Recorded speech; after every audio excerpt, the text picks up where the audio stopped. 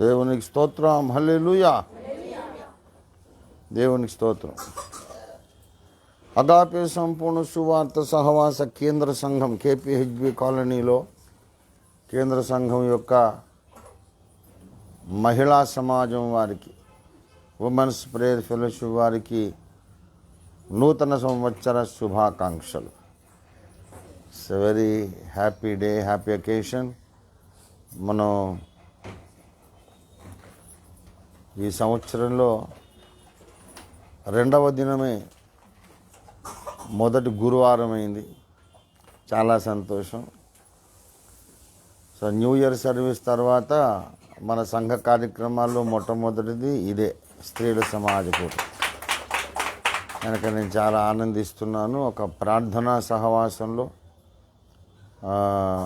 నేను కూడా పాల్గొని దేవుని వాక్యం అందించడానికి దేవుడు నాకు అవకాశం ఇచ్చినందుకు దేవుని స్తుతిస్తున్నాను. నా ఆత్మీయ కుమార్తెలైన మీకు అందరికీ కూడా ప్రభువైన యేసు నామములో సకల శుభాలు, సకల దైవాశీస్సులు, నూతన సంవత్సర శుభాకాంక్షలు తెలియపరుస్తూ ఉన్నాను. చాలా చాలా సంతోషం. ఎంత సంతోషంగా ఉందంటే ప్రసంగం మర్చిపోయా. దేవునికి స్తోత్రం. చక్కగా మీరు స్తుతి ఆరాధన చేశారు, చక్కటి పాటలు పాడారు. ప్రభు ప్రేమ తొలికాక one of my all time favourite songs. అది ఐశ్వర్యంలో ఎవరుంటారు, అద్భుతమైన పాట. అది మాసిలా మనయ్య గారు రాసిన పాట. ఆయన పాటలు వజ్రాల గనులు. నడిపించిన నావా, తర్వాత రండి సువార్త సునాదముతో, ఇలాగా. తర్వాత కరుణాపీఠము చేరరే, అది కూడా ఆయనే రాశారు అనుకుంటా. మార్గం చూపు ఇంటికి, ఇలాగ కొన్ని పాటలే రాశారు ఆయన. కానీ ఒక్కొక్కటి 1000 పాటలు పెట్టు. ఎంతో లోతైన గూఢార్థాలు ఉంటాయి అందులో. సమరే స్త్రీ అట బావి దగ్గర కుండను వదిలిపెట్టేసి పరిగెత్తిందట. కుండను వీడి పరుగెడితే బావిని చేకొని హృదయం. ఎంత గొప్ప మాట అది. నాలోనే జీవజలముల ఊట బావి వచ్చేసింది కాబట్టి ఈ మట్టి కుండ అక్కర్లేదని వదిలిపెట్టేసి వెళ్ళిపోయిందట. క్రీస్తు నెరిగిన వారందరి యొక్క పరిస్థితి అదే. మనం ఈ లోక సంబంధమైన నీళ్ల కొరకు ప్రయాసపడితే యేసయ్య మనకు ఎన్నడూ ఎండిపోయినటువంటి జీవజలముల ఊటను మన హృదయంలో ఆయన పుట్టిస్తాడు. యేసయ్య ఆశ్చర్యకరుడు. మరి 2024 సంవత్సరం అంతా కూడా అద్భుతంగా మన మీద దాటిపోజేశాడు ఆయన. మరి నా జీవితంలో, మనందరి జీవితంలో 2025 ఒక వెరీ స్పెషల్ ఇయర్. నేను ఆత్మలో వివేచిస్తున్నాను. ఈ సంవత్సరం మనం ఎన్నెన్నో ఆశీర్వాదాలు పొందుకోబోతున్నాం. నేను నెక్స్ట్ సండే చెప్తాను.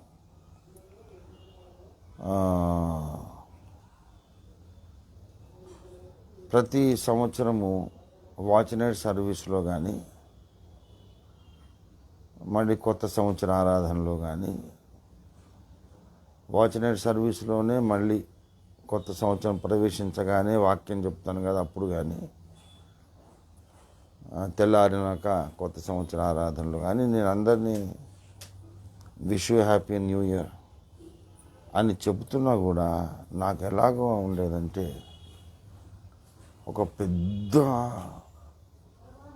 సముద్రం లాంటి పెద్ద జలాశయం నాకు వ్యతిరేకంగా వస్తుంటే నేను దానికి ఎదురెళ్ళి అందరికీ హ్యాపీ న్యూ ఇయర్ చెప్తున్నట్టు. ఏం హ్యాపీ న్యూ ఇయర్, అయిపోయింది నీ సంగతి, కలలుగా అంటున్నావా, నేను అంతు చూస్తానని ఏదో పెద్ద శక్తి ఒకటి నా మీదకి ఎదురొస్తుండగా నేను దాన్ని ఎదురించి దాన్ని నెట్టేసి నాలో ఉండే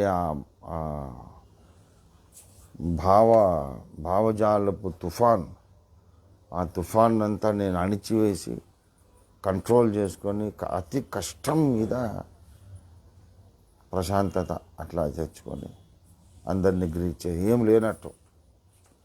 ఏం లేనట్టే నేను ప్రిటెండ్ చేసి పెద్ద పోరాడుతూనే అంత బాగానే ఉంది అన్నట్టు ప్రిటెన్షన్ అనమాట. అలాగా అందరికీ గ్రీట్ చేసేవాడిని, వాక్యం చెప్పేవాడిని. అలాగే పోరాటంలోనే కొత్త సంవత్సరంలో ప్రవేశించి అట్లాగే పోరాటాలు వచ్చినాయి కూడా, ఎన్నెన్నో పోరాటాలు వచ్చాయి. కానీ ఫర్ ద ఫస్ట్ టైం ఈ సంవత్సరంలో ఎంటర్ అయినప్పుడు నాకు ఎటువంటి ఒత్తిడి నా మీద ఫీల్ కాలేదు. అంటే యేసయ్య మనకు విడుదల ఇచ్చాడు. దేవునికి స్తోత్రం కలిగి దేవుడే విడుదల ఇచ్చాడు. ఎవరు ఇస్తారు మనకు విడుదల? ఎవరు ఇయ్యరు, యేసయ్యనే విడుదల ఇస్తాడు. సో నేను చాలా స్పష్టంగా గమనించాను ఏంటంటే, ఇక శత్రువు ఆట కట్టు అయిపోయింది. దేవుడు తాను సిద్ధపరిచిన ఆశీర్వాదాలన్నీ మనకిప్పుడు రిలీజ్ చేస్తున్నాడు. దేవునికి వందనాలు. మనం పట్టుదలతో ప్రార్థన చేద్దాం. ఒకటే నేను మీకు చెప్పాల్సిన హెచ్చరిక ఏంటంటే, పోరాటం ఏమీ లేదు, ఇంకా అంత అయిపోయింది, ఎంత ప్రశాంతంగా ఉంది అని అనుకుంటున్నామంటే దుష్టుడు కొంచెం వెనక్కి తగ్గాడని అర్థం. దుష్టుడు కొంచెం వెనక్కి తగ్గాడంటే అర్థం ఏంటంటే, మళ్ళీ అటాక్ చేయడానికి వాడు ప్రిపరేషన్లోనే ఉంటాడు. కనుక మనకు ఏం పర్వాలేదులే అని బేఫికర్గా మనం ఉండడానికి అవకాశము లేదు. యేసయ్య రెండవ రాకడ వరకు కూడా మనం ప్రార్థనలో మెళుకువగా ఉండాలి. పట్టుదలతో ప్రార్థన చేస్తూనే ఉండాలి. కనుక మనం పట్టుదలతో, ధైర్యముతో, తెగింపుతో మనం ప్రార్థన చేద్దాం.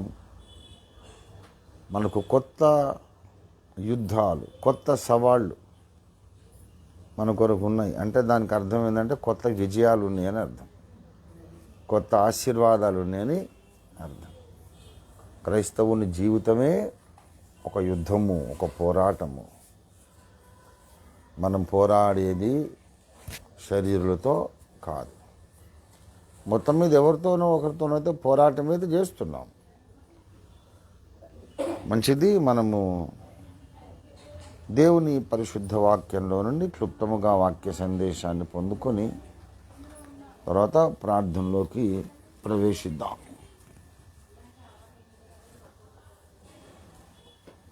మత్తయి సువార్త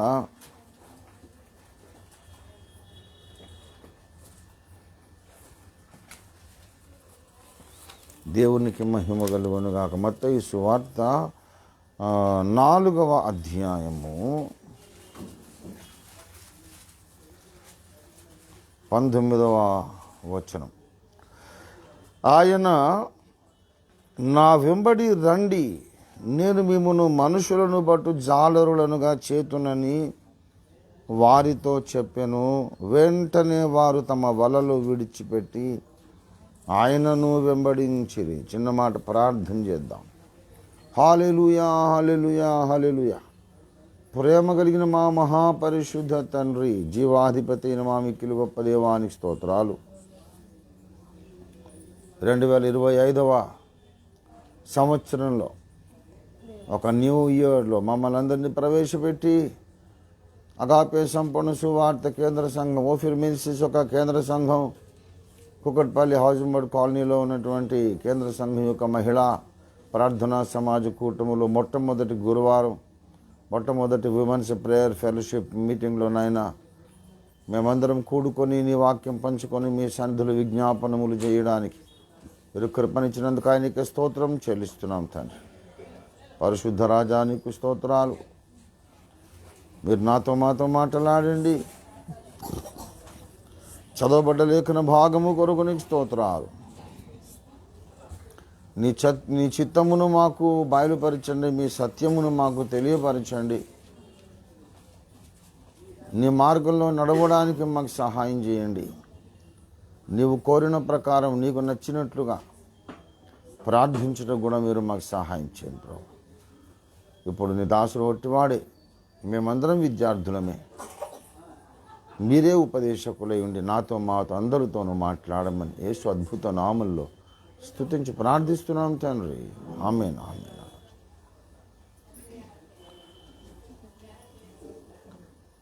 ప్రియ దేవుని బిడ్డలారా, మన ప్రభు అయిన యేసు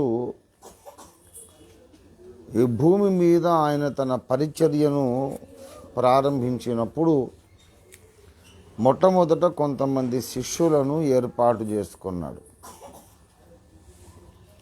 మత్తయి 4వ అధ్యాయములోనే 3 విధముల శోధనలను గెలిచి అపవాది చేత శోధింపబడి ఆ శోధనలు గెలిచి ఆయన తన పరిచర్య, బహిరంగ పరిచర్య మొదలుపెట్టాడు. 17వ వచనంలో పరలోక రాజ్యము సమీపించి ఉన్నది కనుక మారు మనసు పొందుడి అని చెప్పుచు ప్రకటింప మొదలుపెట్టెను. ఆయన ప్రకటించడం మొదలుపెట్టినప్పుడు గలిలయ సముద్ర తీరాన నడుస్తూ ఉంటుండగా పేతురనబడిన సీమోను అతని సహోదరుడైన ఆంద్రయ అనే 2 సహోదరులు సముద్రంలో వల వేయడం యేసయ్య చూశాడు. వాళ్ళు జాలరులు, చేపలు పట్టేవారు. వాళ్ళని చూసి యేసయ్య అన్నాడు, చేపలు పడుతున్నారా బాబు?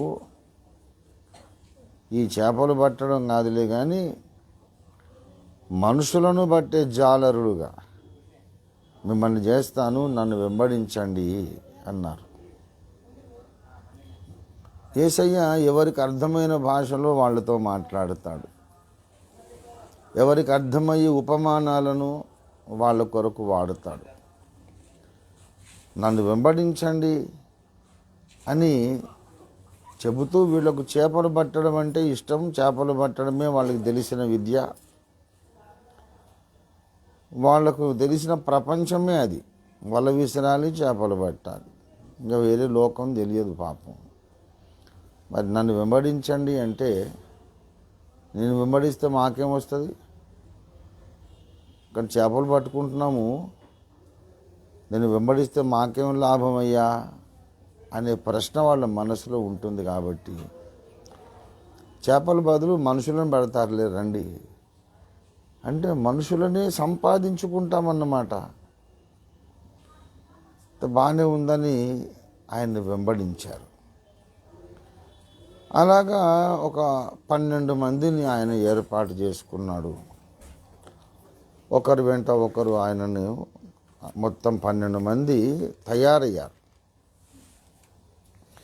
తయారైన తర్వాత ఈ వెంబడిస్తున్నటువంటి వారు ఈ అపోస్తలులు 12 మంది మాత్రమే కాకుండా ఇంకా బహుజన సమూహములు కూడా వెంబడించారట. వీళ్ళే కాకుండా బహుజన సమూహములు 4:25లో బహుజన సమూహములు ఆయనను వెంబడించారు. ఎందుకంటే 23 చూడండి, ప్రజలలోని ప్రతి వ్యాధిని రోగమును ఆయన స్వస్థపరుచుచు సంచరిస్తున్నాడు. తమాషా చూడడానికి కొంతమంది, రోగాలున్నాయని కొంతమంది, రోగం బాగు చేశాడనే కృతజ్ఞతతో కొంతమంది, ఆయన వెంటబడి ఆయన ఎక్కడికి వెళ్తే అక్కడికి వెంబడిస్తున్నారు. అరణ్యంలోకి వెళ్తే అరణ్యంలోకి వెళ్ళిపోయారు. బహుజన సమూహములు వేలాదిగా ఆయనను వెంబడిస్తూ ఉన్నారు. వినరా, ఆయనకు వచ్చినటువంటి పేరు ప్రతిష్టలను చూసి కొంతమంది అధికారులు,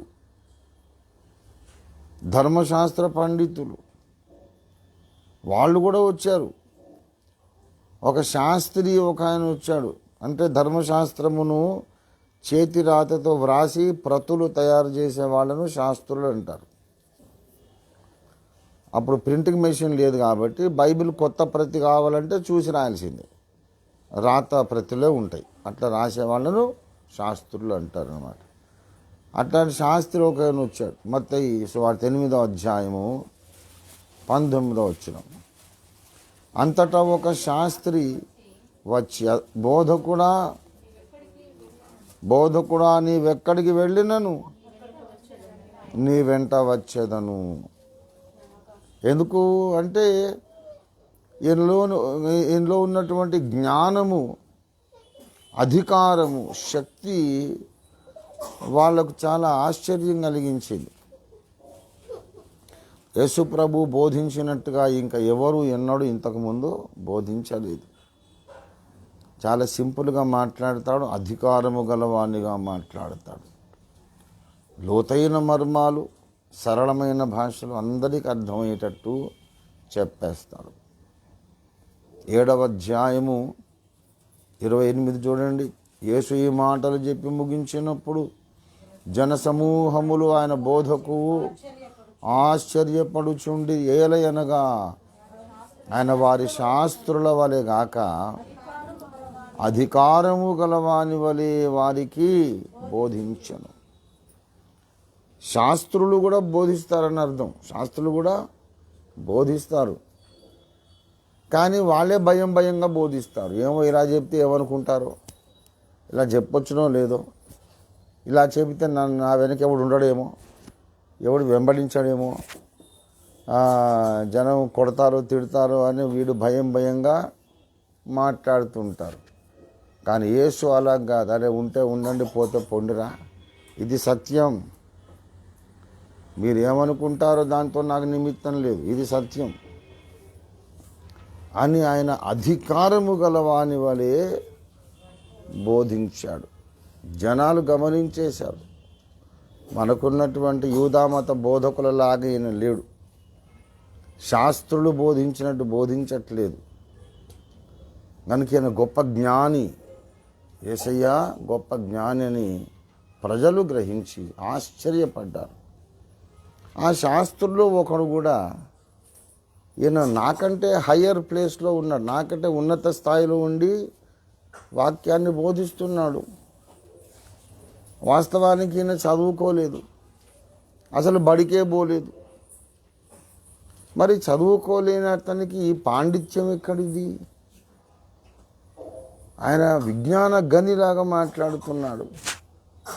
కనుక నేను ఆయన్ని వెంబడించాలి అని ఆయన తీర్మానించుకొని వచ్చాడు. నేను వస్తానయ్యా నీ వెంట, నువ్వెక్కడికి వెళ్తే అక్కడికి వస్తాను.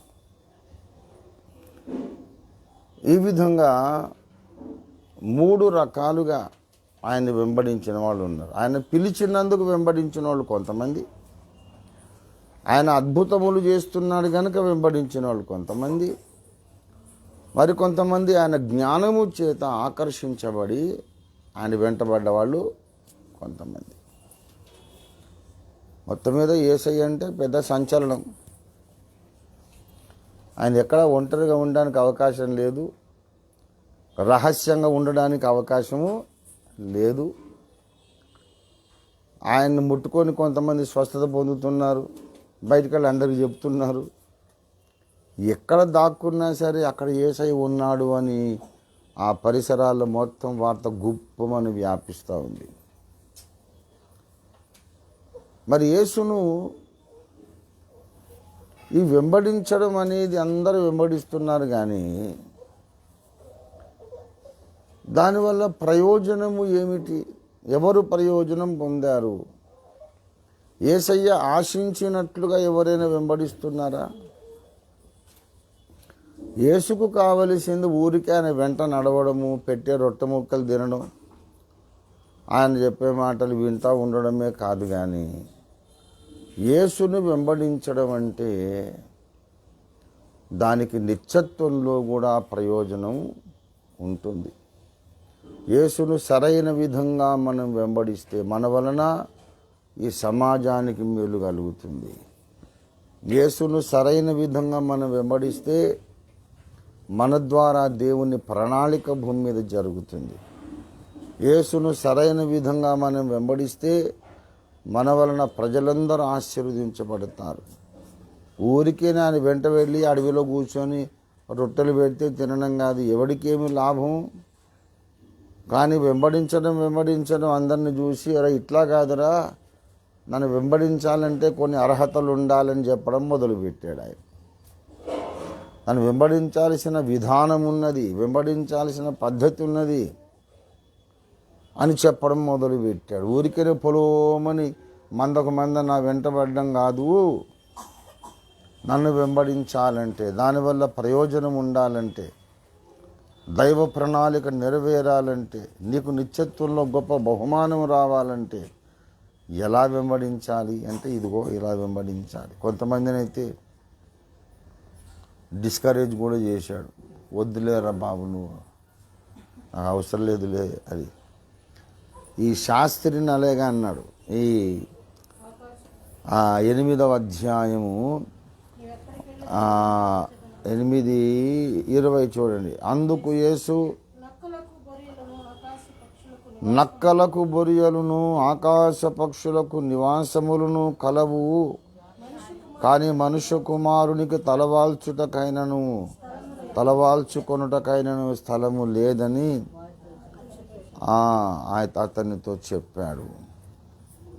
అతను నీవెక్కడికి వెళ్తే అక్కడికి వస్తారంట. అయ్యా, నువ్వు యూదా మతంలో ఒక శాస్త్రి అంటే బాగానే డబ్బులు ఇబ్బులు ఉన్నోడే, పేదవాడేం కాదు, నిరుపేదేం కాడు.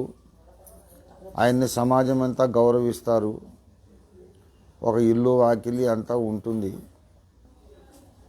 ఇప్పుడు నా వెంటబడి వచ్చావనుకో, నేను ఎక్కడ ఉంటానో నాకే తెలీదు. చెట్టు కింద పడుకుంటా, పడవలో పడుకుంటా, నాకు తలవాల్చుకోవడానికైనా నాకు సొంత స్థలము లేదు. నక్కలకు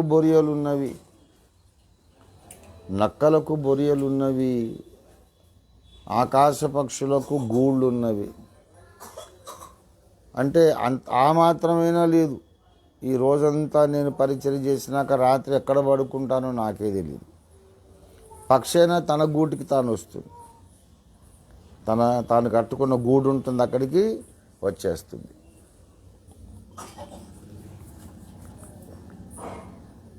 పక్షైనా తన గూడికి తాను వస్తుంది, కానీ నాకంటూ గూడు లేదు. ఒక నక్కైనా బొరియలో దూరి విశ్రాంతి పొందుతుంది, నాకు అట్లాంటిది లేదు. నన్ను వెంబడించి ఏం సాధిస్తావు బాబు అనేసాడు వాంతో. దానికి అతడు, అయినా సరే ప్రభువా, నీకు గూడు లేకపోయినా ఇల్లు లేకపోయినా పర్వాలేదు. నువ్వు అడవిలో ఉంటే అడవి, కొండ గుహ అయితే గుహ, సొరంగం అయితే సొరంగం, నువ్వెక్కడుంటే అదే నా ఇల్లు. అట్లాగే నువ్వెక్కడుంటే అక్కడ నేను కూడా ఇల్లు లేనిలాగా మారిపోయి వెంబడిస్తా అని అనలేదు. వాడు అనలేకపోయాడు. అంతటితో ఆయన ఆశ ఫుల్ స్టాప్ అయిపోయింది. యేసయ్యా, నువ్వెక్కడికి వెళ్ళినా వస్తానన్నాడు, నాకేం లేదురా బాబు అనేసరి. అవునా, సరే అయితే వెళ్ళొస్తాలే, నిలిపాడు. అతని హృదయాన్ని ఎరిగి ప్రభు మాట్లాడాడు. అతని హృదయం ఎరిగి మాట్లాడాడు. నిజంగా యేసయ్యను ప్రేమించి, జ్ఞానాన్ని ప్రేమించి, దేవుని ప్రణాళికను నా ద్వారా దేవుడు జరిగించాలని ఆశించి వచ్చినోడైతే ఏమంటాడు చెప్పండి? నాకు ఉండడానికి గూడు లేదు, తలవాల్చుకోవడానికి స్థలం లేదంటే ఏమనాలి? అయినా సరే వెంబడిస్తాను, నాకు ఈ గూళ్ళు ఇళ్ళు ఇవన్నీ కాదు యేసయ్య, నీ పాద సన్నిధే కావాలి. నీ స్వరాన్ని వింటూ నీ చక్కటి ముఖాన్ని చూస్తూ గడిపేస్తాను, అన్నం లేకపోయినా పర్లేదు అని అనాలి కదా. వాడు అంతటితోనే సరే సార్ పోయేస్తానని వెళ్ళిపోయాడు. అంటే యేసు ప్రభువు దగ్గర ఉంటే అంత సుఖంగా సాగిపోతుందనే భ్రమలో వచ్చాడు వాడు. నీ ఎక్స్పెక్టేషన్ సరికాదని వాడిని నిలగొట్టేశాడు. గనుక మనం యేసుని వెంబడించడం అనేదే దేవునికి సంతోషం కలిగించదు. మన ఉద్దేశాలు చూస్తాడు ఆయన. యేసుని ఎలా వెంబడించాలి? అందరూ వెంబడించలేరు. ఇక్కడ ఒక మాట నేను ప్రకటిస్తున్నాను, లేఖన సారాంశ సత్యాన్ని. క్రైస్తవ సమాజములో కొనసాగుతూ, సంఘారాధనలోకి వస్తూ, క్రైస్తవ సమాజ కార్యక్రమాలలో పాల్గొంటున్న వాళ్ళందరూ యేసును వెంబడిస్తున్నట్లు కాదు. ఇది ఒక ఆటం బాంబు లాంటి వాస్తవం. క్రైస్తవ సంఘాల్లో ఉంటాము, అన్ని కార్యక్రమాల్లో కొనసాగుతుంటాం, కానీ నీవు నన్ను వెంబడించడం లేదనేస్తాడు ఆయన. మరి మనం ఏం చేయాలంటే అలాంటి ప్రమాదం మనకు రాకుండా మనం దిద్దుకోవాలి. మనం మారాలి, మన అంతరంగాన్ని, మన ఆలోచన విధానాన్ని మనం మార్చుకోవాలి. యేసు ప్రభువు వారు అక్కడే ఇంకొకరిని కూడా నన్ను వెంబడించమన్నాడు. నన్ను వెంబడించి 21వ వచనం, శిష్యులలో మరి ఒకడు, వీడెవడు ఆల్రెడీ శిష్యుడు, ఆల్రెడీ కొంతకాలంగా వెంబడిస్తూ ఉన్నాడు. అప్పుడే ఫ్రెష్ క్యాండిడేట్ కాదు, కొన్ని రోజులో నెలలో ఆయన వెంట ఉన్నాడు, తిరుగుతూ ఉన్నాడు, సంచరిస్తున్నాడు. ఆయన ఆ అబ్బాయి అతను ఏమన్నానంటే, ప్రభువా నేను మొదట వెళ్ళి నా తండ్రిని పాతిపెట్టుటకు నాకు సెలవిమ్ము అని ఆయనను అడుగగా, అంటే తండ్రి ఇంకా చచ్చిపోయాడు అనుకోను, నేను చావుకు దగ్గరలో ఉన్నాడు అనుకుంటా, మరణ పడక మీద ఉన్నాడు, ఇప్పుడు అప్పుడు అనేటట్టు ఉన్నాడు. ఏ క్షణాన చనిపోయినా మరి కొడుకును కాబట్టి నా తండ్రిని పాతిపెట్టే బాధ్యత నాదే. మొదట వెళ్ళి మా నాన్నగారిని సమాధి చేసి మళ్ళా వచ్చి నేను వెంబడిస్తానన్నాడు. దానికి యేసయ్య ఏమన్నాడంటే, మృతులు తమ మృతులను పాతిపెట్టుకొననిమ్ము. అంటే నువ్వు మృతుడవు కాదురా అని అర్థం. నువ్వు మృతుడవు కాదు, నువ్వు సజీవుడవు. నన్ను విశ్వసించినందుకు మరణములో నుండి జీవంలోకి దాటావు. ఈ లోకులందరూ మృతులు, తమ పాపములలో అపరాధములలో మృతులు. వాళ్ళని సమాధి చేయాలా అనే సంగతి వాళ్ళు చూసుకుంటారు. నువ్వు కాకపోతే ఇంకోటి చేస్తారు. నాకు తెలుసు, అక్కడ మీ చుట్టాలు చాలామంది ఉన్నారు, ఇంట్లో పెట్టుకొని ఏం దాచిపెట్టుకోరు, అందరూ తల ₹1 వేసి పాతి పెట్టేస్తారు. నన్ను వెంబడించు అన్నాడు. ఈ రోజుల్లో మరణము అనేది చాలామంది దృష్టికి అది చాలా ఏదో పెద్ద ప్రాముఖ్యమైన సంగతిగా చాలామంది చూస్తారు. యేసయ్య దాన్ని అలా చూడలేదు.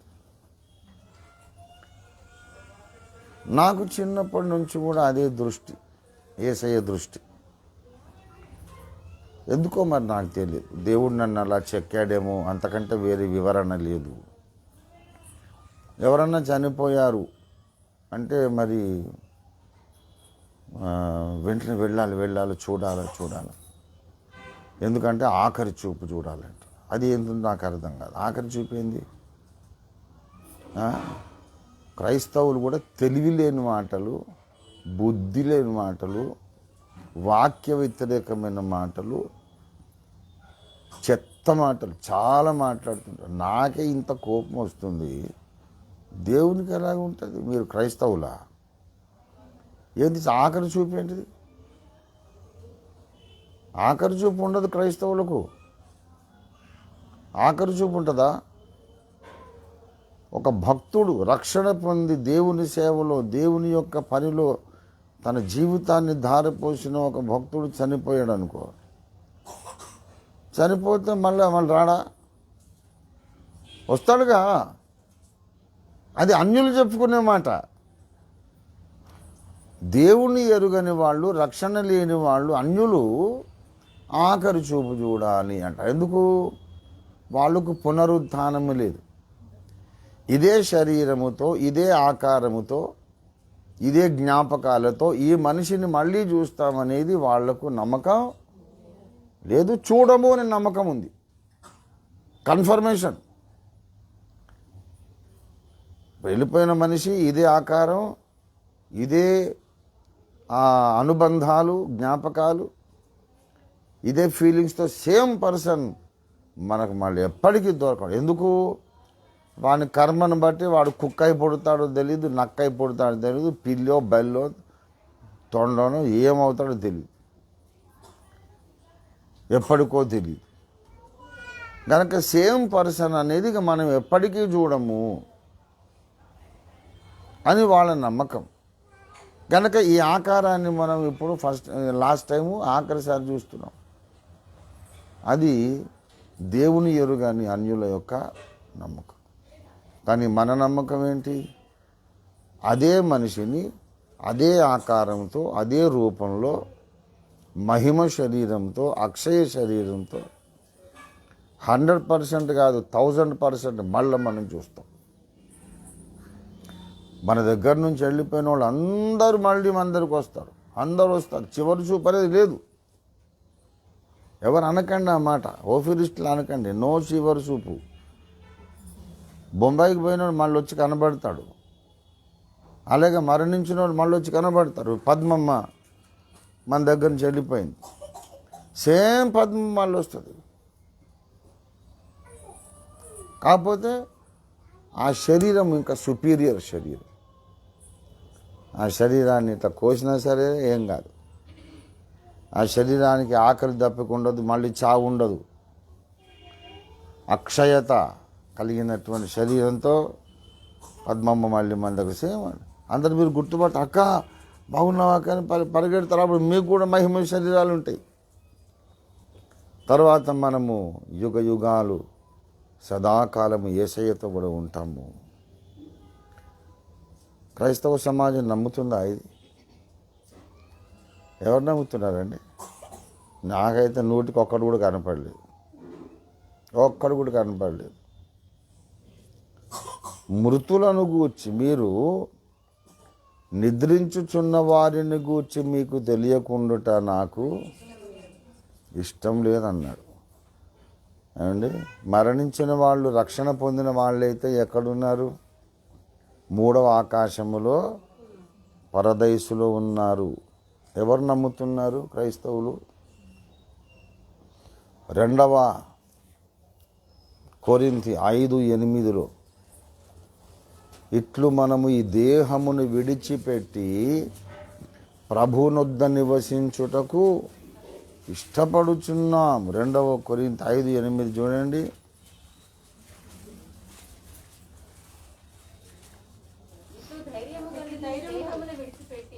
ఈ దేహమును విడిచిపెట్టి ప్రభువునొద్ద ఏం చేయుటకు? నివసించుటంటే అర్థం ఏంటిది? ఇప్పుడు మీ ఇళ్లలో మీరు ఎట్లా నివసిస్తున్నారో, మీరు కొనుక్కున్నాయో, అద్దె ఇళ్ళలో కట్టుకున్నాయో నివసిస్తున్నారుగా, అలాగా ప్రభువునొద్ద నివసించుట. ఎప్పుడు? ఈ దేహమును విడిచి. క్రైస్తవునికి మరణం అంటే ట్రాన్స్ఫర్ అంతే. ఇంకో కొత్త ఊరికి వెళ్తాడు. అక్కడ ఈ దేహం పనికిరాదు కనుక దీన్ని వదిలేసి వెళ్తాడు.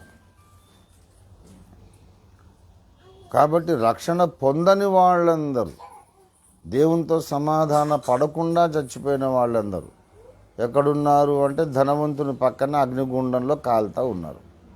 దురదృష్టవంతులు, వాళ్ళ సంగతి వదిలేయండి. కానీ రక్షణ పొందినటువంటి అదృష్టవంతులు, భాగ్యవంతులు అందరూ ఇక్కడ లేరు, కానీ అక్కడున్నారు. వాళ్ళు నివసించినటువంటి తాత్కాలిక నివాసం శరీరాన్ని మట్టికి మండుగా ఇచ్చేసాం. మనం మట్టిలో నుంచే పుట్టింది కాబట్టి మళ్ళీ మట్టిలోకి పంపించేసాం. వాళ్ళ ఆత్మను మనం చూడగలిగితే సేమ్ షేప్ అట్లాగే ఉంటారు. ఈ నమ్మకం లేదు. అవును, మృతులు దేవుని బిడ్డలు మంచి ప్రార్థనా పరులు చచ్చిపోతే మళ్ళీ వెళ్ళి వాళ్ళ సమాధి మీద అన్ని పూలేసి వాళ్ళ సమాధి మీద కొవ్వొత్తులు పెట్టి ఎందుకు వస్తారు? నాకు అర్థం కాదు. అది ఏం లాజిక్ అసలు? అక్కడ ఏముంది? నేను అడుగుతున్న క్రైస్తవ సమాజాన్ని, ఈ వెళ్ళిపోయినటువంటి విశ్వాసి ఇక్కడ మట్టిలో ఉన్నాడని మీ నమ్మకమా? 3 ఆకాశంలో ఉన్నాడని నమ్మకమా? చెప్పుకోవటానికే 3 ఆకాశం. వీళ్ళ నమ్మకం అయితే వీడు మట్టిలో ఉన్నాడని.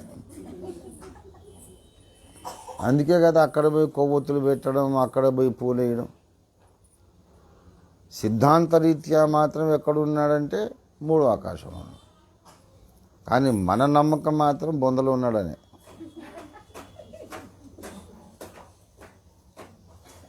మరి నిజంగానే మూడో ఆకాశంలో ఉంటే ఇక్కడ ఎందుకు మనము ఈ పూలు మా కొవ్వొత్తులు పెడుతున్నాము? ఎందుకు పెడుతున్నాం? మనిషిని గౌరవించాలంటే వాడు ఎక్కడుంటే అక్కడ పోయి గౌరవించాలి. అవకాశం ఉంటే మూడో ఆకాశానికి పోయి దండేసి రావాలి. ఇప్పుడు ఎట్లా ఉందంటే సీను, ఇప్పుడు నేను ఇక్కడ కూర్చున్నా ఫర్ ఎగ్జాంపుల్, కూర్చొని కాసేపు అయినాక లోపల గదిలోకి వెళ్ళేటప్పుడు నా కోటు లేకుంటే నా షర్టు విప్పి దీని మీద ఈ చైర్ మీద ఇట్లా తగిలించి నేను లోపల గదిలోకి వెళ్ళాను. నేను లోపల గదికి వెళ్ళాను కనుక ఇక మీరందరూ, నేను లోపలికి వెళ్ళి తలుపేసుకున్నా, మీరు రావడానికి వీల్లేదు. నిద్రపోవడానికో విశ్రాంతికో ప్రార్థనకో నేను లోపలికి వెళ్ళి తలుపేసుకున్నా. ఇక మీరందరూ వచ్చి ఈ షర్ట్ను పట్టుకొని దానికి మొక్కి దండం పెట్టుకొని దానికే దండేసి దాన్ని ముద్దు పెట్టుకొని అయ్యో వెళ్ళిపోయావా అని ఆ షర్ట్ను పట్టు. నేను లోపల గదిలో ప్రార్థన చేసుకుంటుంటే నేను ఇక్కడ విడిచిపెట్టిన షర్ట్ను పట్టుకొని ఏలాడి ముద్దులు పెట్టుకొని చేస్తే ఎలాగ ఉంటుందో క్రైస్తవులు శవం మీద పడి ఏడిస్తే అట్లే ఉంటుంది. It is as foolish and as stupid as that. తెలివి తక్కువ పని. మన విశ్వాసం ఎక్కడ కనపడుతుంది అంటాను నేను. మన విశ్వాసము ఎప్పుడు కనపడుతుంది అన్యులకు? మరణించిన వాళ్ళను బట్టి వాళ్ళని గురించి మనం ఏం నమ్ముతున్నామో, బైబిల్ ఏం చెబుతుందో లోకానికి ఎప్పుడు తెలుస్తుంది? చెప్పండి, ఎప్పుడు తెలుస్తుంది? మనకు ప్రియులైన వాళ్ళు పోయినప్పుడే కదా. ఎవరింట్లోనూ ఎవడు పోతే మనం ప్రసంగాలు చేసినప్పుడు కాదు, మన ఇంట్లోనే ఎవరైనా పోతే మనం ఎలా ప్రవర్తిస్తున్నామో దాన్ని బట్టి అన్యులు తెలుసుకుంటారు. ఓహో, వీళ్ళకి ఇంత గొప్ప నిరీక్షణ చేసి ఇచ్చాడన్నమాట. అది ఏమీ లేదు. అసలు క్రైస్తవుల ఇండ్లలో మరణాలైతే అంత అల్లరి, అంత రచ్చ ఏ ఇంట్లో చూడం మనం. ముస్లింలు చూడండి, సిక్కులోళ్ళు చూడండి, జొరాస్ట్రియన్స్ చూడండి, సైలెంట్గా తీసుకుపోయి శవాన్ని ఏం చేయాలో చేసేస్తారు. వీళ్ళు నాటకీయంగా, అమ్మా అప్పుడు వెళ్ళిపోతావా, ఒక్కసారి మాట్లాడమ్మా, ఒక్కసారి వాళ్ళు ఎంత అన్యాయం చేసావు ఏంటా, వెళ్ళిపో. ఈ శవంతో వాళ్ళు మాట్లాడి డ్రామా డైలాగులన్నీ చెప్పి వద్దు తీసుకుపోలేరు శవాన్ని సమాధి. వాళ్ళకి విసుకొకసారి ఇంట్లో పెట్టుకోమని వదిలేసి వెళ్ళిపోయినాను. అప్పుడేం చేస్తావు? పెట్టుకుంటావు ఇంట్లో? ఏమైనా తెలివి ఉందా అసలు? ఏమైనా తెలివి ఉందా? సమాధి చేద్దామని తీసుకెళ్తా, వద్దు మా అంటే సరే ఉంచుకోమ్మా అని చెప్పి వెళ్ళిపోయారు అనుకో. మంచిదమ్మా ఉంచుకోమ్మా అంటే నువ్వేం చేస్తావు? అరే కొంచెం తెలివి ఉండాలా.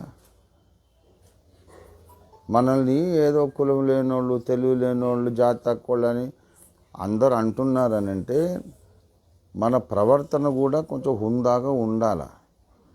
వీళ్ళు పరలోక రాజవంశములో పుట్టిన వారనేది మన ప్రవర్తనను బట్టి లోకము గుర్తించాలి. ప్రవర్తనలో మార్పు ఏంటంటే స్టూపిడిటీ. నేను చెప్తున్నా, మా అమ్మ చచ్చిపోయినప్పుడు నేను ఏడ్చాను, మా నాన్న చచ్చిపోయినప్పుడు నేను ఏడవలేదు. ఒక్క కన్నీటి చుక్క నేను గారిస్తే ఒట్టు, ఒక్క కన్నీటి చుక్క గారిస్తే ఒట్టు. వింటున్నారా? ఇది ఇంతకుముందు కూడా నేను చెప్పాను. మా అమ్మ చనిపోయినప్పుడు నేను ఘోరంగా ఏడ్చాను. 2 సంవత్సరాలు అయినాక మా నాన్న చచ్చిపోయాడు. మా అమ్మ చనిపోయినప్పుడు నాకు 12 ఏళ్ళు, కొంచెం తక్కువ.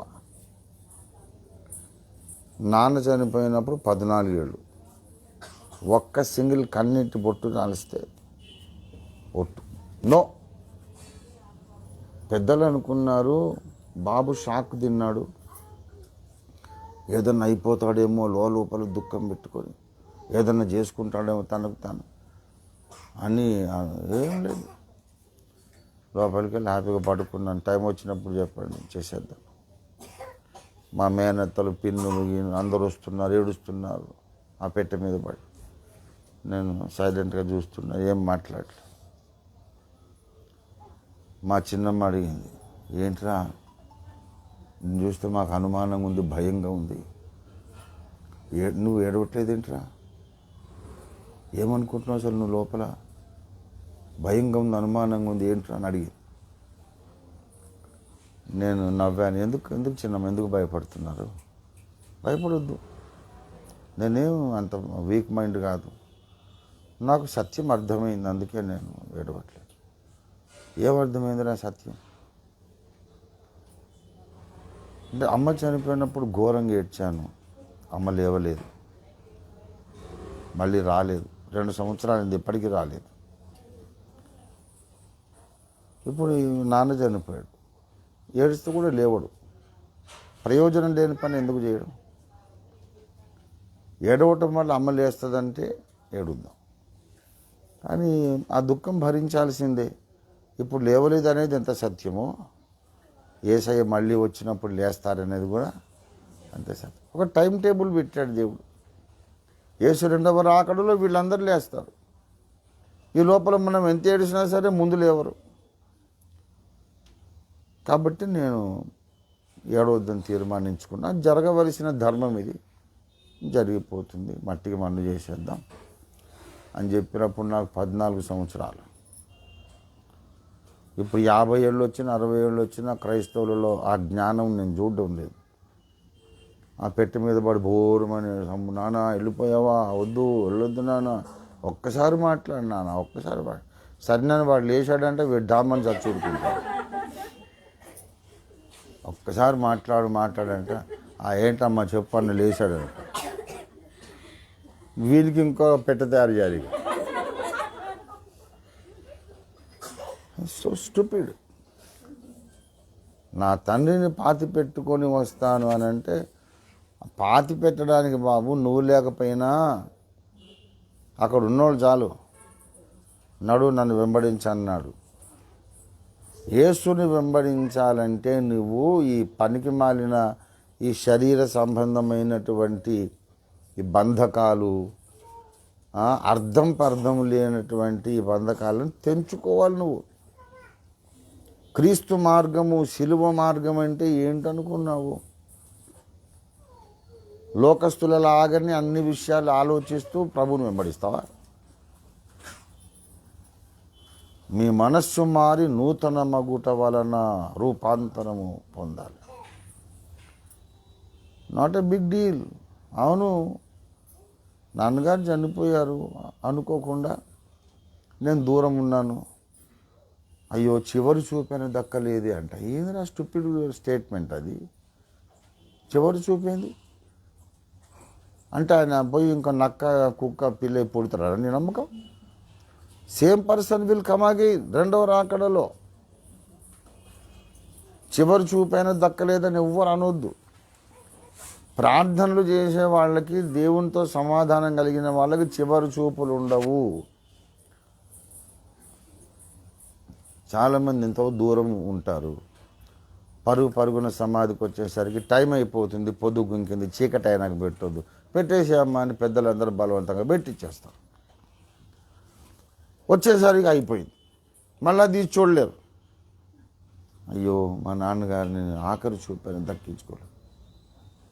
నాకు అర్థం కాదు. అంటే బైబిల్ చదవలేదా, నమ్మడం లేదా?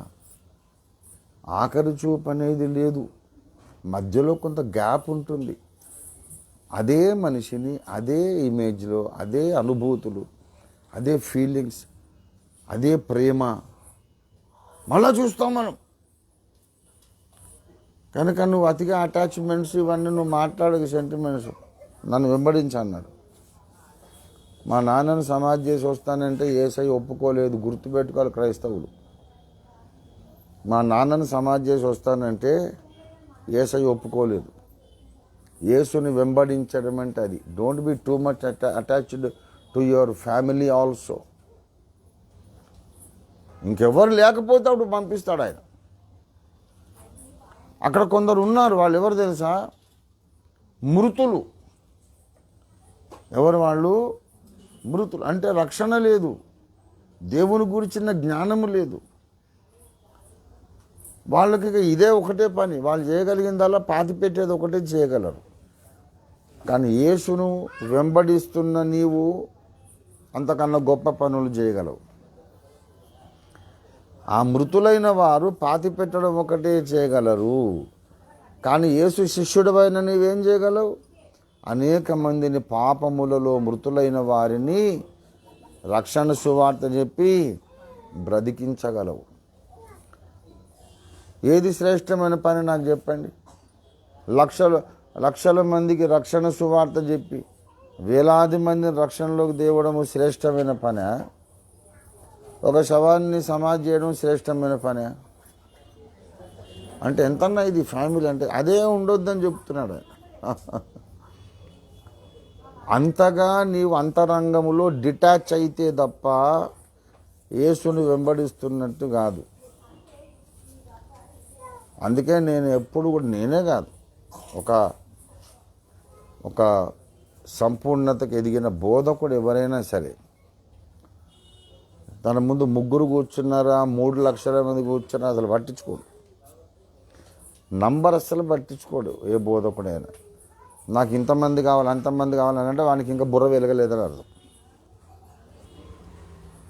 ఎందుకంటే 3 లక్షల మంది కూర్చున్నప్పుడు కూడా ఇందులో నిజంగా వెంబడించే వాళ్ళు 3 ఉండొచ్చు అనే కాన్సెప్ట్ మాది. 3 లక్షల మంది కళ్ళకు కనబడుతున్నారు. నిజంగా ప్రభువును ఆయన ఏర్పరిచిన ప్రమాణాల ప్రకారం, కొలబద్ద ప్రకారం వెంబడించేవాళ్ళు 2 ఉన్నారు, 3 ఉన్నారు. మిగతాదంతా మంద. ఊరికనే ఏమంటారు, గుర్రదాట్లాగా వెంబడిస్తుంటారు. నిజంగా యేసుని వెంబడించేవాడు నిత్యత్వ విలువలను ఎప్పుడు గుర్తుపెట్టుకుంటాడు. ఏది ముఖ్యమైందో ఎరిగి ఉంటాడు. అనవసరంగా నాకు ఫ్యామిలీ రెస్పాన్సిబిలిటీస్ ఉన్నాయి, అది ఉన్నాయి, ఇది ఉన్నాయి అని అంటే అందులో చాలా వరకు ఒట్టిదే. చాలా వరకు చెప్పేమంటే కుంటి సాకులే. సాకులన్నీ దాదాపు కుంటివే. సాకులన్నీ దాదాపు కుంటివే. అది ఎన్నోసార్లు నేను డిస్ప్లే చేసి నిరూపించా. సేవకుల సదస్సులో ఒకసారి అడిగాను, కొంతమంది నేను రాలేకపోయాను ఎందుకంటే మా ఆవిడికి జ్వరం వచ్చింది రాలేదు అన్నాడు ఒక ఆయన. ఇంకొక ఆయన ఉండి ఒక గృహకూటం ఉంది, వాళ్ళకి నేను ముందు టైం ఇచ్చాను కనుక అక్కడికి ఆ గృహకూటానికి వెళ్ళాను, సేవకుల మీటింగ్కి రాలేదన్నాడు. ఇలా రకరకాల రీజన్స్. కొంతమంది వచ్చారు కానీ దాదాపు క్లోజింగ్ టైం ప్రేయర్ చేసి భోజనం కూర్చుంటప్పుడు వచ్చారు. మీరెందుకు లేట్ వచ్చారంటే బస్సు దొరకలేదని ఏదో చెప్తున్నారు. నేను అందరినీ కూర్చోబెట్టి ఒక మాట అడిగా, ఈ కూటానికి వచ్చిన వారికి, సమయానికి వచ్చిన వారికి 1,00,000 రూపాయలు ఇవ్వబడును అని నేను ప్రకటించుంటే మీరందరూ టైంకి రారా? ఆ రానోళ్ళు కూడా రాకుండా ఉంటారా? ఎందుకు రారు? అప్పుడు మా ఆవిడకు బాగోలేదు అందుకని రాలేదు అనేది ఉండదు. మా ఆవిడకి బాగోలేదు కనుక ఇప్పుడు డబ్బులు అవసరమని వచ్చానంటారు. ఆ బాగోలేకపోవడమే తొందరగా రావడానికి రీజన్ అవుతుంది.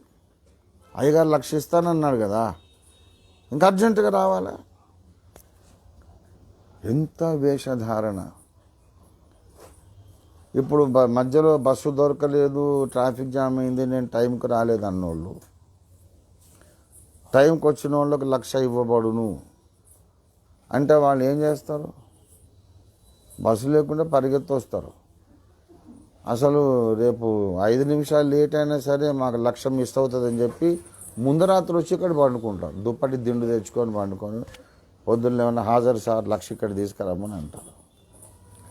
కనుక సాకులన్నీ కూడా కుంటివే. నా ముందే చెల్లవు సాకులు, క్రీస్తు న్యాయపీఠం ముందు ఎలా చెల్లుతాయి?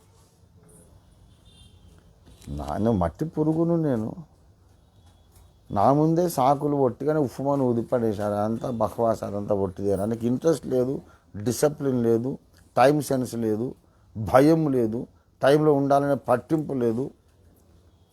అందుకు రాలేదు. ఒప్పుకో. మళ్ళీ నాకు కథలు చెప్తున్నా. నేనే ఇలా మాట్లాడితే సర్వశక్తి గల దేవుడు ఆయన ముందు మన సాకులు నడుస్తాయా మరి? కాబట్టి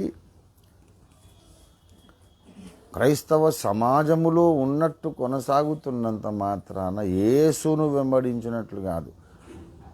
క్రైస్తవ మతాన్ని వెంబడించడం వేరు, క్రీస్తుని వెంబడించడం వేరు.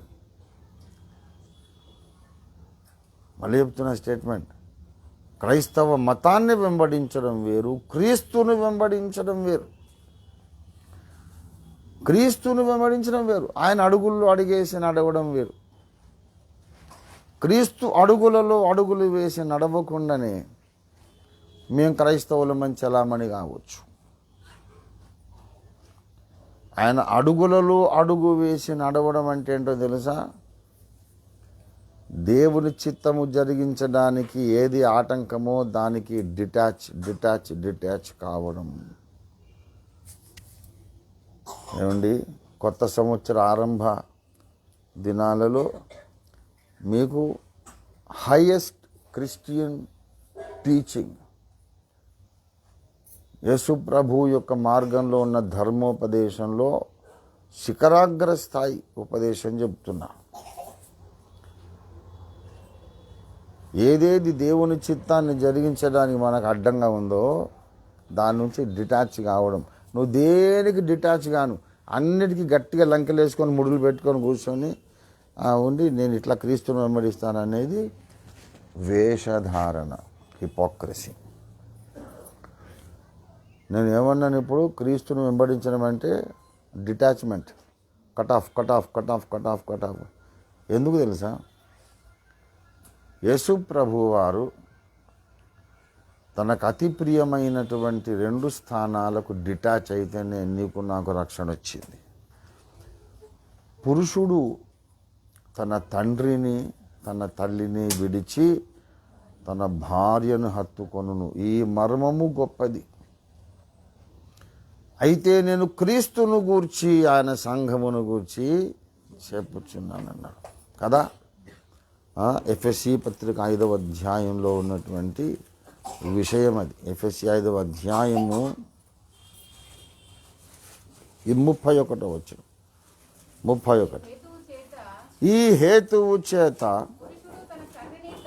పురుషుడు తన తండ్రిని తల్లిని విడిచి తన భార్యను హత్తుకొనును, వారిద్దరూ ఏక శరీరమగుదురు. ఈ మర్మము గొప్పది. అయితే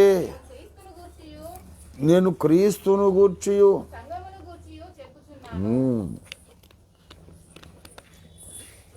ఎవరి గురించి చెప్తున్నాడట? క్రీస్తును గూర్చి, ఆయన సంఘమును గూర్చి చెప్తున్నాడు. క్రీస్తు ప్రభువు తన తండ్రిని విడిచి తన తల్లిని విడిచి తన భార్యను హత్తుకున్నాడు. ఎవరా భార్య అంటే? సంఘం, గొర్రె పిల్ల యొక్క భార్య.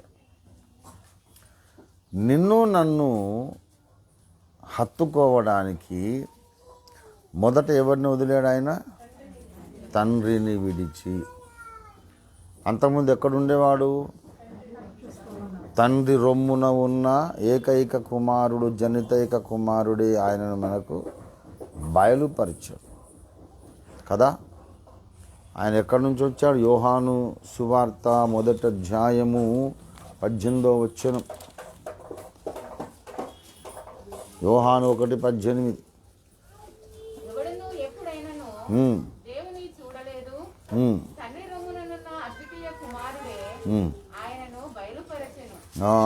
తండ్రి రొమ్మున ఉన్నాడు. తండ్రి అయిన దేవుని వక్షస్థలంలో అంటే ఎవరినైనా చాలా ప్రేమిస్తే మన గుండెలకు హత్తుకుంటాం ఇలా కదా. అది ఆయన స్థానం. తండ్రి వక్షస్థలములో తండ్రి రొమ్మున ఉన్నటువంటి అద్వితీయ కుమారుడు, జనితైక కుమారుడు. తండ్రిని విడిచి ఎందుకు విడవాల్సి వచ్చింది? అవతారం ఎత్తడానికి. తండ్రి రొమ్మును వదలకపోతే, తండ్రి వక్షస్థలాన్ని విడవకపోతే మనిషిగా పుట్టలేడు. తండ్రి వక్షస్థలాన్ని విడిచి నరావతారం ఎత్తి, మళ్ళా తల్లిని విడిచి. మరియమ్మ అంటే కూడా యేసయ్యకి ఎంతో ప్రేమ. ఏమండి, ఎంత ప్రేమ అంటే ఆయన మరణ వేదన పడుతూ నేను వెళ్ళిపోతే అమ్మ సంగతి ఎలాగని ఆలోచించాడు. మరణ వేదన పడుతూ ఇంకాసేపు అయితే చచ్చిపోతాను, అమ్మని ఎవరు చూసుకుంటారు? తమ్ముళ్ళు ఇంకా బాధ్యతగా ఇంకా వడ్రంగ వృత్తి నేర్చుకోలేదు. నాన్నగారి దగ్గర నేను నేర్చుకున్నాను వడ్రంగ వృత్తి. అమ్మని, చెల్లెళ్ళని, తమ్ముళ్ళని పోషించుకున్నాను. ఇప్పుడు నేను వెళ్ళిపోతున్నాను, అమ్మని ఎవరు చూసుకుంటారు? తమ్ముళ్ళకి ఇంకా బాధ్యత తెలియలేదు. చెల్లెళ్ళు ఉన్నారు, ఆడపిల్లలు పెళ్లి చేసుకొని వెళ్ళిపోతారు అత్తవారింటికి. మరి అమ్మ సంగతి ఎలాగా? అమ్మ పెద్దదైపోయింది వయసులో అని ఆలోచన ఆయనకు. ఆ భయంకరమైనటువంటి చిత్రవధల మధ్యలో అమ్మ ఎలాగా ఎంత ప్రేమించాడు మరియమ్మను. ఒక ఉత్తమమైన వ్యక్తి ఎప్పుడు కూడా తల్లిని ప్రేమిస్తాడు. వాడు తల్లిని ప్రేమిస్తేనే మనిషి. తల్లిని ప్రేమిస్తేనే భార్యను ప్రేమించగలుగుతాడు. తల్లిని ప్రేమిస్తేనే తాను పుట్టిన దేశాన్ని ప్రేమించగలుగుతాడు. తల్లిని ప్రేమిస్తేనే సమాజానికి ఉపయోగపడగలుగుతాడు. తల్లిని ప్రేమిస్తేనే నేరాలకు దూరం కాగలుగుతాడు. యేసయ్య అలాంటి ఉత్తమమైన వ్యక్తి. అంత ప్రేమతో శిలువ మీదనే గుర్తు చేసుకున్నాడు. మరి మామూలు టైంలో ఎంత ప్రేమ! ఆయన అంత ప్రేమించినటువంటి తన కన్న తల్లిని వదిలేసి శిలువ మీదకి వెళ్ళాడు. నేను మా అమ్మ దగ్గరే ఉంటాను, మా అమ్మే మాకు కావాలి అనుకుంటే కనుక ఆయన ఎప్పటికీ యజ్ఞముగా లేడు. నరావతారం ఎత్తడానికేమో తండ్రిని వదిలాడు, యజ్ఞ పశువు కావడానికి తల్లిని వదిలాడు. పరమ తండ్రి అంటే ఎంతో ఇష్టం, వదిలేసి వచ్చాడు. మరియమ్మ అంటే ఎంతో ఇష్టం, వదిలేసి శిలువ మీదకి ఎక్కాడు. ఏదో ఒకదాన్ని వదులుకోవడమే. దేన్ని వదులుకొని కానీ నేను భక్తురాలి. ఎందుకంటే నాకు ఆ ధన్యతలన్నీ కంటతా వచ్చు. నాకు పదాజ్ఞాలు కూడా వచ్చు కంటత. ఇంత తిక్కలోళ్ళు తయారయ్యారు. ఇదంతా మతం బాబు, క్రీస్తు మార్గం కాదు. నువ్వు బైబిల్ అంతా కంటతా పట్టినా కూడా నీ హృదయములో అనవసరమైనటువంటి బంధకాలు తెంచుకోకపోతే నువ్వు క్రీస్తుని వెంబడించినట్టు కానే కాదు. నాకైతే ఈ చచ్చిపోయిన వాళ్ళ గురించి అయ్యో చివరి చూపు లేదు అనే సెంటిమెంట్ నాకు లేనే లేదు. ఎలాగ మీకు చాలా ఇష్టమైన మనిషి కదా, మరి మీరు ఆఖరిసారి చూసారు. నేను ఆఖరిసారి ఉండదు బాబు, వాడు మళ్ళీ వస్తాడు. ఆఖరిసారి అంటే నాన్ సెన్స్ మాట్లాడుతున్నావు. He will come again, the same person. ఇది క్రిస్టియన్ ఫెయిత్. ఇది దేవునికి స్తోత్రం కలుగును కాక. కనీసం ఓఫీరిస్టులైనా ఈ సమాధుల దగ్గరికి పోవడము, ఆడ దండలు వేయటం అది మానుకోండి అని చెప్తే మా వాళ్ళు ఒప్పుకోరు. ఎవరు ఒప్పుకునేది? మరి నువ్వు ఎప్పుడు సాక్షిగా ఉంటావు? నువ్వు ఎప్పుడు మాదిరిగా ఉంటావు? ఎప్పుడు మంచి ఎగ్జాంపుల్ ఎప్పుడు చూపిస్తావు? యేసయ్య నేర్పింది ఇది కాదు, మా అయ్యగారు నేర్పిన సత్యం ఇది కాదు. మా మార్గం వేరు. మీరు కూడా నేర్చుకోండి, మారండి. మనిషి ఇక్కడ లేడు, సమాధిలో లేడు. మనిషి మూడో ఆకాశంలో ఉన్నాడు. అవకాశం ఉంటే హెలికాప్టర్ తీసుకురండి, పోయి దండేసి వద్దాం. లేదంటే నోరు మూసుకొని ఏసై వచ్చిందాక ఎదురు చూడండి, సేమ్ అన్నయ్య మళ్ళీ వస్తాడు. దేవునికి స్తోత్రం కలుగును గాక. అలా చెప్పగలిగితే సమాజం గ్రహిస్తుంది. అరే వీళ్ళు మామూలు ఒట్టొట్టి మాటలు కాదు, నిజముగా వాళ్ళొక విశ్వాసాన్ని నిజంగా కలిగి ఉన్నారు. ఒక నిరీక్షణ, ఒక నిశ్చయత, ఒక కన్ఫర్మేషన్ కలిగి ఉన్నారు. సిద్ధాంతం మాట్లాడడం లేదు, వాళ్ళు నిజంగా యథార్థంగా నమ్ముతున్నారు అని అందరూ గ్రహించగలుగుతారు. ప్రియ దేవుని బిడ్డలారా, ఒకడుండి నేను మా నాన్నని పాతి పెట్టుకొని వస్తానంటే అది వేరే వాళ్ళు చేస్తారని నన్ను వెంబడించాను. అంత డిటాచ్మెంట్ కావాలి. అయిపోయింది ముఖ్యం కాదు. ఎవరైనా అంటే వీడు పోయి పెడితేనే మట్టిలో కలుస్తుంది, అది ఇంకోరు పెడితే కలవదా? అది మట్టి ఎట్లయినా మట్టిలోకి పోవాల్సింది. నేను పోయి ఉద్ధరించిందేమి? నేను పోయి మా నాన్నని లేపాలంటే సరే పోరా, నేను లేపెడుతుంటే పో, మట్టి చేయడానికి ఎవడం చేస్తాడు.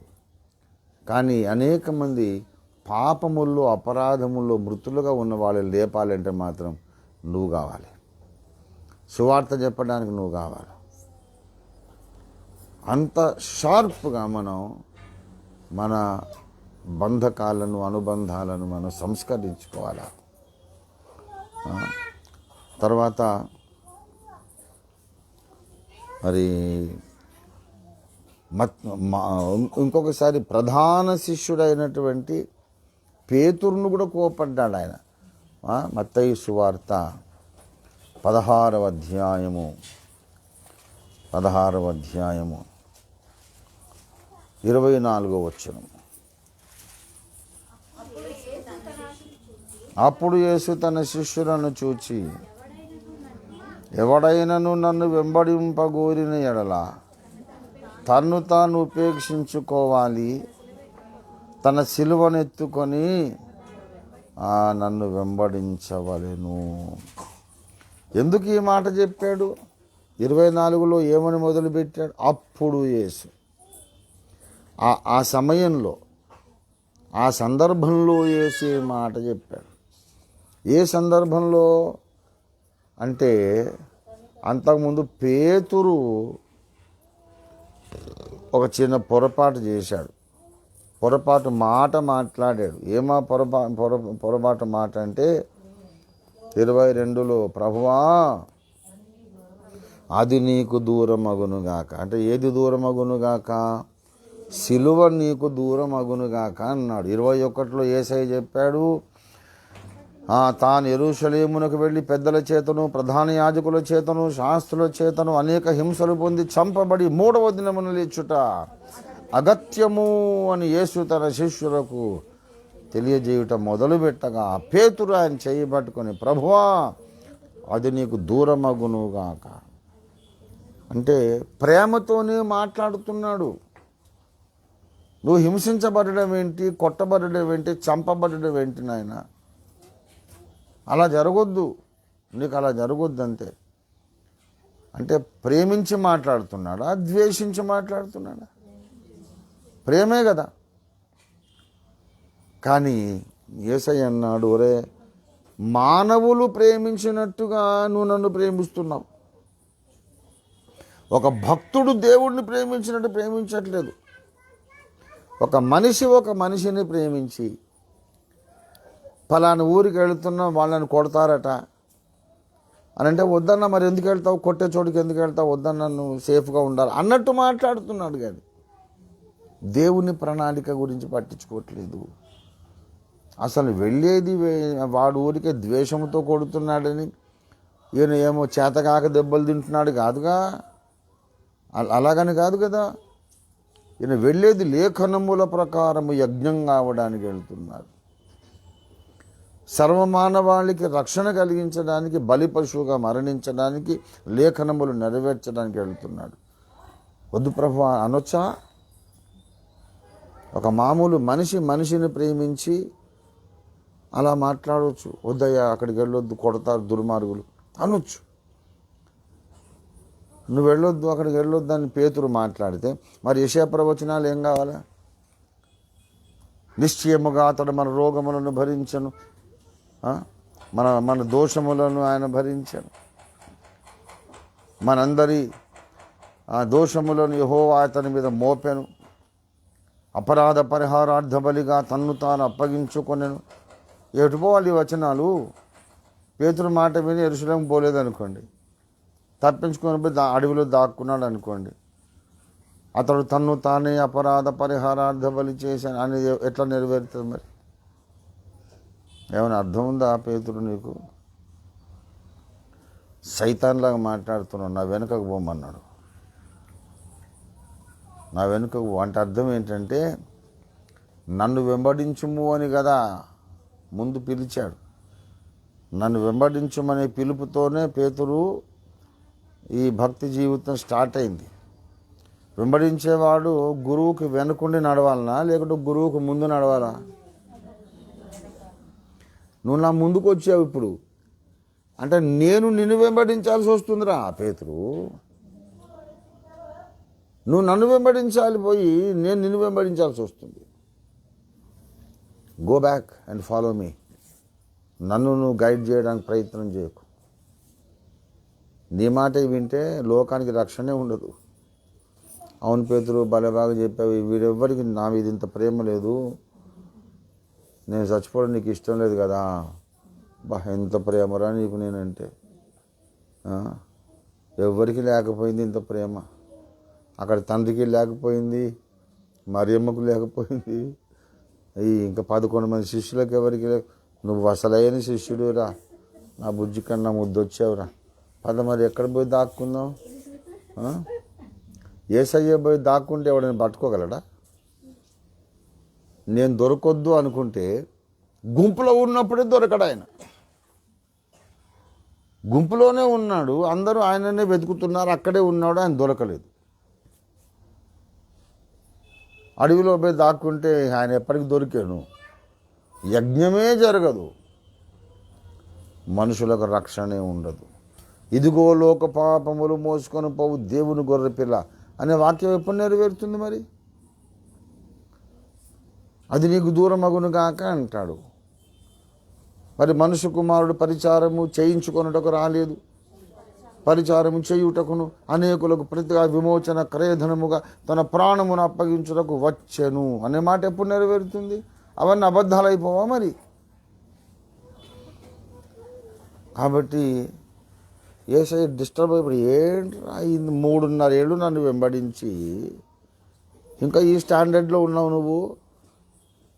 ఒక మాట అన్నాడు 23లో, సాతానా నా వెనుకకు పొమ్ము, నీవు నాకు అభ్యంతర కారణమై ఉన్నావు, నీవు మనుష్యుల సంగతులనే తలంచుచున్నావు గాని దేవుని సంగతులను తలంపక ఉన్నావు అని పేతురుతో చెప్పాను.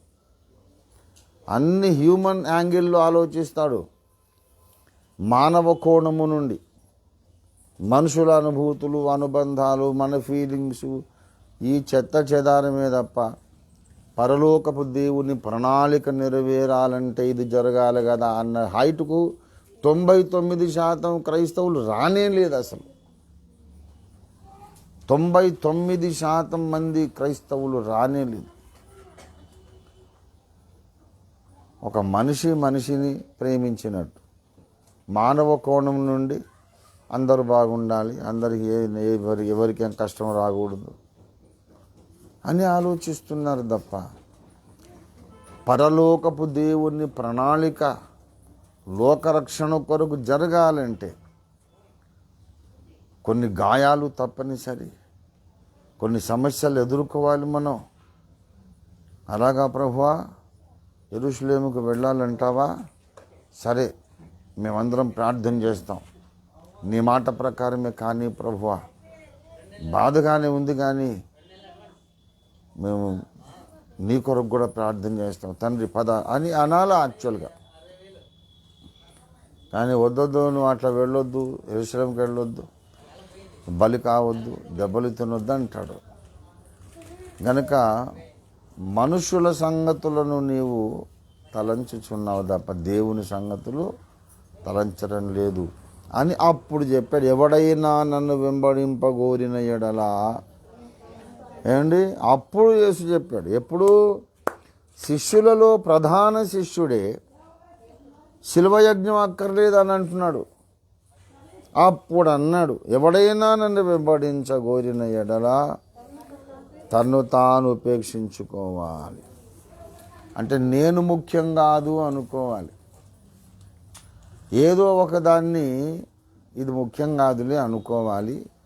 ఆఖరికి నిన్ను నీవే ముఖ్యం కాదనుకోవాలి. కనుక నేను చెప్తున్న క్రైస్తవ జీవితం అనగా, క్రీస్తుని వెంబడించడం అనగా ఏదో ఒకదాన్ని ఉపేక్షించడమే. ఇది ముఖ్యం కాదులే అనుకోవాలి. నీవేమి చేయాలన్నా నీవది చేయకుండా ఏదో ఒకటి అడ్డు నిలబడుతుంది. ఇది ఈనాటి ప్రసంగ సారాంశం. దేవుని కొరకు నువ్వేం చేయాలనుకున్నా అట్లా వద్దులే అని ఏదో ఒకటి అడ్డం వస్తుంది. అప్పుడు ఇది అవసరం లేదులేమని పక్కకు నెట్టేసి నువ్వు చేయాల్సిన పని చేయాలి.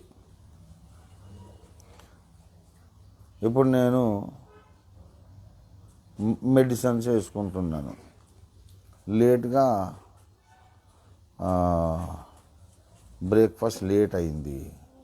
మందులు వేసుకున్నాను. మందు వేసుకొని గంట సేపు పడుకోవాలి డాక్టర్ చెప్పారు. పడుకోమంటే వీళ్ళు పడుకోరు కాబట్టి నిద్ర వచ్చేది కూడా అందులోనే పెడతాడు. బ్రేక్ఫాస్ట్ లంచ్ చేసి మందులు వేసుకోగానే జమ్మని మూసుకొస్తుంది నిద్ర. కమ్ముకొస్తుంది. మీరమ్మకు నేను ఫోన్ చేశా, అమ్మ ఎలా ఉంది పరిస్థితి అని అంటే, మరి వచ్చేసేయండి అయ్యగారు స్టార్ట్ అయింది. లేవడం చాలా కష్టం. నిద్రపోవాలి. నిద్ర చాలా అవసరం. ఇంకొక అరగంటన్నా పడుకుంటే బాగుండు అనిపించింది. పర్వాలేదు, అవసరం లేదు. దేవుని పని చేయాలి కనుక నిద్ర అవసరమే, కానీ వాక్యం చెప్పడం కంటేనైతే అవసరం లేదు. పొద్దుపోయింది. నిద్రపోకపోతే మందు పని చేయదు అన్నాడు డాక్టర్.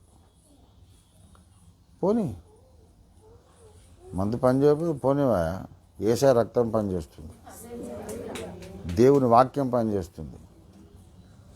ఎప్పుడైనా దేవుని కొరకు ఒక పని చేయాలంటే ఇది ముఖ్యం కాదు అనుకోవాలి. ఎందుకు నువ్వు ఆరాధనకు రాలేదు, లేటుకు వచ్చావంటే పిల్లలకు వంట చేసి వచ్చానండి అని. అవును, ఈ వంట ముఖ్యం కాదు అనుకోవాలి. ఎస్, ఈ పూట ఉపవాసం ఉండండి. నువ్వంతా ప్రేమ కలిగినటువంటి భక్తురాలివి అయితే అలారం పెట్టుకొని పొద్దున 6 గంటలకు లేచి వంట తంటలు మొత్తం చేసుకొని టైంకి రావాలి. లేదు లేవలేకపోయావు, ఈ పూట ఏదో బన్నుముక్క కొనుక్కొని తినండి, నేను వండలేకపోయాను, దేవుని పనికి వెళ్తున్నాను. Neglect something to do the will of God. సాకులని ఎప్పటికీ దొరుకుతాయి. ఎందుకు రాలేదు, ఎందుకు చేయలేదు, ఎందుకు ప్రార్థన చేయాలి అంటే ఇందుకొరకు అనే సాకులు సమృద్ధిగా సప్లై చేస్తాడు సైతాన్. వాని దగ్గర సాకుల గోడౌనే ఉంది. దేవుని చిత్తము నువ్వు జరిగించకుండా నీకు ఎన్ని వేల సాకులు కావాలో అన్ని వాడు ఇస్తాడు. అవన్నీ తెచ్చిపెట్టి ఇవన్నీ ఉన్నాయి కదా, కనుక ఇప్పుడు నువ్వు దేవుని పని చేయొద్దు కదా అని అంట. అది అవసరం లేదులే, ముఖ్యం కాదు, దేవుని పని ముఖ్యమని ముందుకు రావాలి. ప్రార్థన విజ్ఞాపన చేయాలి. ప్రార్థనలో మోకరించినప్పుడు కూడా నిజముగా దేవుని కార్యాభివృద్ధి కొరకు నీ విజ్ఞాపన చేయాలంటే నేను ముఖ్యం కాదు అనుకోవాలి. నేను ముఖ్యం కాదు. నా ఆరోగ్యము, నా కుటుంబము, నా పిల్లలు, అది ఒక సెంటెన్సే, అసలే చేయొద్దు అనడం లేదు. ప్రభువా, నేను నీ పని మీద నిమగ్నమై ఉన్నాను గనక నా భర్తను, లేక పురుషులైతే నా భార్యను, నా పిల్లలను, కుటుంబాన్ని కాపాడండి. నీ పనిలో నేను ఉంటుండగా నా బిడ్డల్ని నువ్వే కాపాడు తండ్రి. అది చాలు. మిగతా టైం అంతా ఊరి మీద పడాలి ప్రార్థన. ఒక 3 గంటలు ప్రార్థన చేసి లేచింది, ఏడుస్తుంది.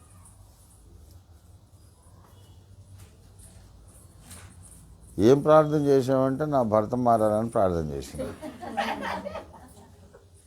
ఊరు మారాలని ప్రార్థన చేస్తే ఒక 100 మందిని రక్షించబడదురు. ఇంత కన్నీళ్లకు అసలు వాడు దేవుని రక్షణ సంకల్పంలో ఉన్నాడో లేదో నీకేం తెలుసు? దేవుని రక్షణ సంకల్పంలో లేనోళ్ళు నువ్వెంత ఏడిసినా మారరు. ఇదొకటి తెలుసుకోవాలి క్రైస్తవులు. జగత్ పునాది వేయక ముందే దేవుడు కొంతమంది పేర్లు రాసి పెట్టాడు, వాళ్ళే మారుతారు. నీవెంత లాజికల్గా సువార్త చెప్పినా, ఎన్ని నిరూపణలు, ఎన్ని ఆధారాలు చూపినా, ఇంత కన్నీళ్లు గార్చినా, వాని కాళ్ళు పట్టుకున్నా, గడ్డం పట్టుకొని బతిమాలినా, నెత్తికేసి కొట్టుకున్నా వాడు మారడు. ఎందుకంటే ముందు దేవుని గ్రంథంలో వాని పేరు రాయబడలేదు. అట్లాంటి వాడి కొరకు నువ్వు ఏడిచేసి తిక్కలు దాన ఎందుకు అంతసేపు ఏడుస్తావు? దేవా, నీ సంకల్పంలో నా భర్త ఉంటే రక్షణ వాడికి దయచేయి, లేకపోతే నీ ఇష్టం. ఏం చేస్తావు? బాయిలు పడేస్తావు, పడేయి, తీసుకుపో, నీ ఇష్టం. నా గ్రామ ప్రజల కొరకు, దేశ ప్రజల కొరకు అని వాళ్ళ మీద పడాలి. సాతాను మన సమస్యలు మనకి ఎందుకు తెచ్చిపెడతాడంటే, దేవుని సమస్య కొరకు నువ్వు ప్రార్థన చేయకుండా ఇక్కడ బిజీ అయిపోవడానికి. దేవుని సమస్య కొరకు, దేవుని కార్యక్రమాల కొరకు నువ్వు ప్రార్థన చేయకుండా నువ్వు ఇతరత్ర బిజీ అయిపోవడానికి ప్రాబ్లమ్స్ అన్నీ పెడతాడు. అప్పుల బాధ, శరీరంలో బాధ, ఇంట్లో బాధ, అది ఏనేనో ఉంటాయి. ఇంత చెత్తాచెదారం. ఈ చెత్తాచెదారం అంటే ఎందుకంటే దీని మీద కాన్సన్ట్రేషన్ ఉన్నంతసేపు నువ్వు దైవ ప్రణాళిక కొరకు ప్రార్థన చేయలేవు. మరి ఏం చేయాలంటే డిటాచ్ అయిపోవాలి. ఈ చెత్తాచెదారం కొరకు ప్రార్థన ఒకటే సెంటెన్స్లో కొట్టారంతే. ప్రభా, నీ చిత్తమైతే నాకు అప్పులు ఉన్నాయి, అప్పులు తీరిస్తే నీకు మహిమ, తీర్చకపోతే నీకే ఇన్సల్ట్. నువ్వు నీ నామాన్ని ఘనపరుచుకుంటావో లేకుంటే ఏం చేసుకుంటావో నీ ఇష్టం, కానీ నా దేశ ప్రజలను రక్షించు తండ్రి అని వీళ్ళ మీద పడాలి. అప్పుడు సరిగ్గా సైతానుకు మూతి మీద చెప్పుతో కొట్టినట్టు అవుతుంది. ప్రార్థనలు మనం చెయ్యాలి, కానీ ఈ భూలోక సంబంధమైన వాటి కొరకు తక్కువ, ఆత్మ సంబంధమైన వాటి కొరకు ఎక్కువ. దేవుని రాజ్యమును ఆ నీతిని మొదట వెతకండి, తర్వాత మీకు అవసరమైనవి. ఆ ప్రపోర్షన్ సమానం కాదు, రివర్స్ అయిపోయింది ఇప్పుడు మన దగ్గర. మనకు ఈ లోక సంబంధమైన అక్కర్ల కొరకేమో 3 గంటలు ప్రార్థన చేసి ఒక్క సెంటెన్స్, నీకు ఇష్టమైతే దేశాన్ని రక్షించు, లేకుంటే రక్షించక నీ ఇష్టం. ముందైతే నేను, నా ఇల్లు, నా సంసారం బాగుండాలి. ఎందుకు? డిటాచ్మెంట్ లేదు. అన్నీ గట్టిగా ముడులేసి పెట్టుకున్నాం. సైతాన్ గాడు వేసింది కదా, మనం కూడా ఇంకా గట్టిగా వేసాం ముడులు. ఆ ముడులన్నీ ఇప్పుకోవాలి. ఎవరున్నా మంచిదే, ఎవరు పోయినా మంచిదే. అన్నీ దేవుని చిత్త ప్రకారమే జరుగుతున్నాయి. నా బాధ్యతగా నా ధర్మం నేను నెరవేరుస్తాను. లోకమంతటి రక్షణ కొరకు దేవుడు నరావతారమైతే మరణించి మళ్ళీ లేచి ఆ సంగతి నాకు బయలుపరిచాడు. చేతనైతే నేను చెప్పాలి, లేకుంటే చెప్పగలిగే వాళ్ళ చేత చెప్పించాలి, లేకపోతే ఆర్థికంగా సపోర్ట్ చేయాలి. అలాంటి సువార్త పరిచయం చేసే వాళ్ళ కొరకు ప్రార్థన విజ్ఞాపనములు చేయాలి. అనేక మంది రక్షణ పొందేటట్టు వారి కళ్ళు తెరవబడడానికి ప్రార్థన చేయాలి. దేవుడు తలపెట్టిన పని సంపూర్ణం కావడానికి ప్రార్థన చేయాలి. మన భూలోక సంబంధమైన అవసరాలు. ఒక మాట, నేను మందిరం కట్టాలని పెద్దగా ఎప్పుడు ప్రార్థన చేయలే. అది ఫూలిష్నెస్ అనిపిస్తుంది నాకు. ఎందుకంటే సర్వోన్నతుడు హస్తకృతాలయములలో నివసించాడని బైబిల్లో ఉన్నాక, ప్రభువా ఒక గుడి కడతా నేను ఏమైనా నువ్వు కూడా ఇంత తిక్కలోని అయ్యేవరా అంటాడు ఆయన. సంస్కర్తగా నిన్ను పెడితే నువ్వు మందిరం ఉంటావు వెధవా, నువ్వే మందిరం అని తెలియదురా పిచ్చోడా. ఏం బోధించావు, ఏం ప్రాక్టీస్ చేస్తున్నావు? దేవుడు తిడతాడని నాకు తెలుసు. అందుకే తండ్రి సర్వోన్నతుడు హస్తకృతాలయంలో నివసింపడు. గనుక సజీవరాళ్లతో నీవు నివసించే సజీవ మందిరాన్ని కట్టడానికి నాకు సహాయం చేయి. మేము కూడుకోవడానికి మరి వర్షానికి, ఎండకు, గాలికి, దుమ్ముకు, దుమారానికి ఒక ఆశ్రయం అయితే కావాలి కనుక నీ చిత్తమైతే ఎప్పటికైనా ఇవ్వు, లేకపోతే నీ ఇష్టమే. నీ ఇష్టమే తండ్రి, ఇవ్వాలనుకుంటే ఇవ్వు, లేకపోతే లేదు. భౌతిక మందిరం ఇస్తే ఇవ్వు, లేకపోతే లేదు. కానీ నువ్వు కాదంటే వదలకుండా నీ కాళ్ళు పట్టుకొని యాకోబు పెనుగులాడినట్టు పెనుగులాడుతా, నాకు సజీవరాళ్ళు కావాలి, నా దేశ ప్రజలందరూ రక్షణ పొందాలి, యాకోబులాగా పెనుగులాడుతా.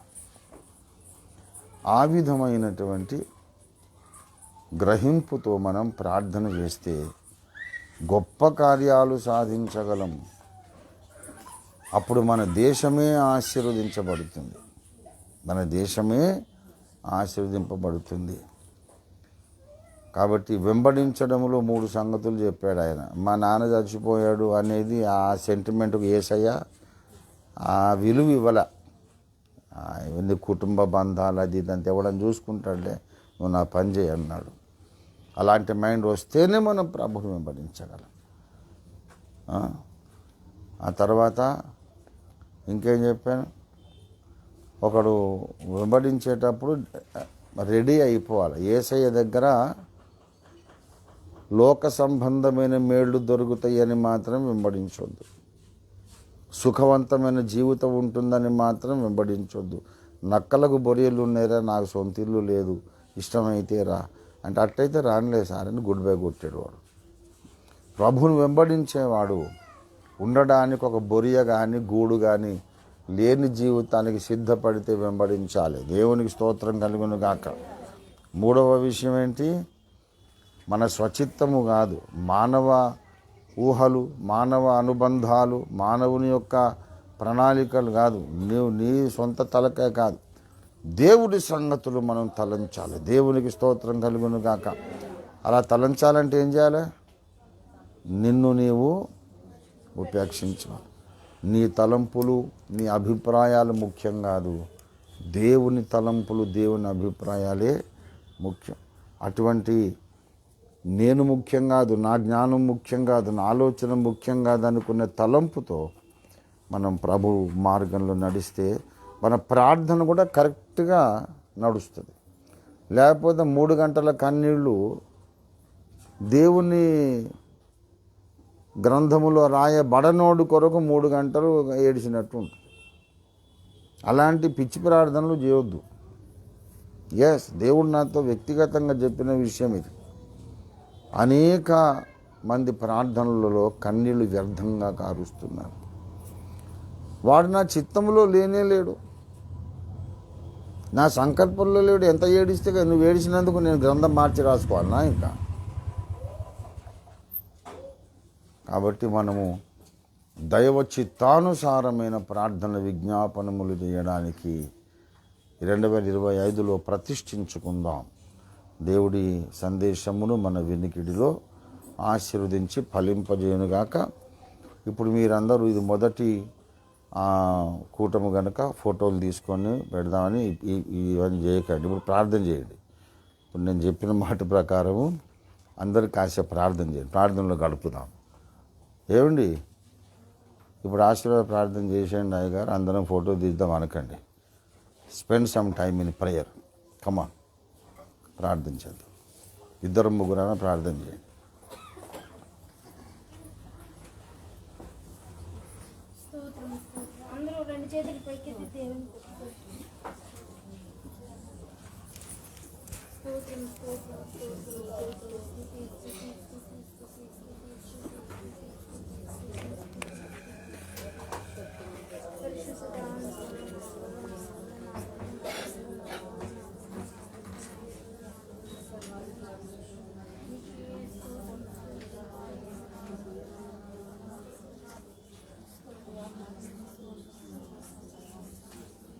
దేవుడు పంపిన వాక్యాన్ని బట్టి మన జీవితంలో పరిశుద్ధాత్మ దేవుడు కార్యం చేయలాగున ప్రేరేపించబడిన వారు ప్రార్థన చేయండి. ఓ